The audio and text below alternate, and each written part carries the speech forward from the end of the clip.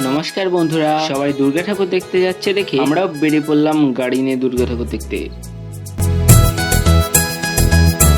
অনেকটা রাস্তা চলার পর আমরা প্রথম জায়গা পৌঁছে যাই চাইপাড়।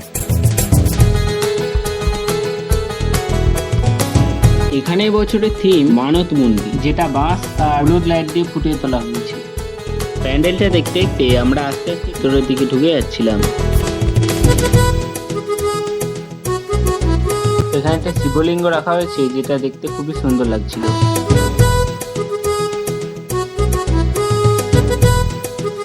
প্যান্ডেলের ভিতর এত ভিড়ের মাঝে একটা কুলার দেখে সেখানে একটু হাওয়া খেয়ে নিলাম।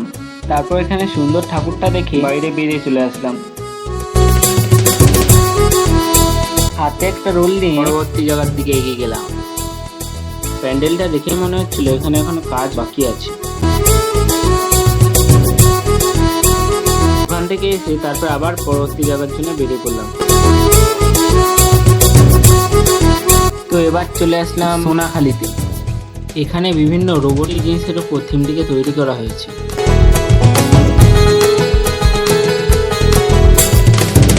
প্যান্ডেলটির ভিতরের দিক থেকে খুবই ইউনিক এবং আধুনিকতাকে ফুটিয়ে তোলা হয়েছে।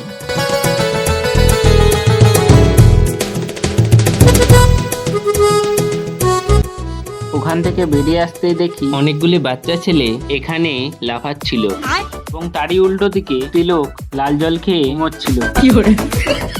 সেটি দেখে আমরা পরবর্তী জায়গায় চলে যাই। এই প্যান্ডেলটির গুহার মধ্যে আমরা আস্তে আস্তে প্রবেশ করতে থাকি।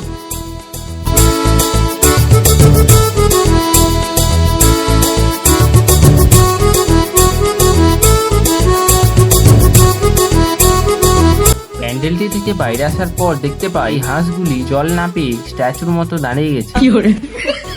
তারপর আমরা সাদা রাস্তা পেরিয়ে আরো একটি জায়গার দিকে চলে যাই।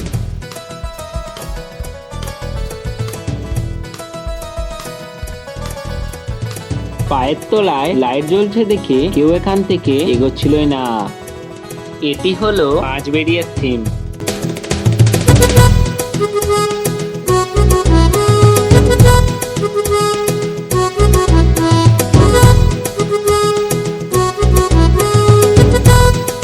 এখন খাবার দোকান ছাড়াও খেলনা দোকানেও পিৎজা পাওয়া যায়। তারপর এখানে ক্যামেরায় কিছু ছবি তুলতেই কুকুরগুলো ওখান থেকে পালিয়ে যেতে বলল। তাই আমরা এখানে পালিয়ে এসে রোল কর্নারে জলের বোতল ছাড়া কিছুই দেখতে পেলাম না। তারপর আমরা এই লাস্ট দুটো প্যান্ডেল থিম দেখে বাড়ি চলে আসলাম। ভিডিওটি ভালো লেগে থাকলে একটা like, comment, share and subscribe করে দেবেন এরকম ভিডিও আরো দেখার জন্য।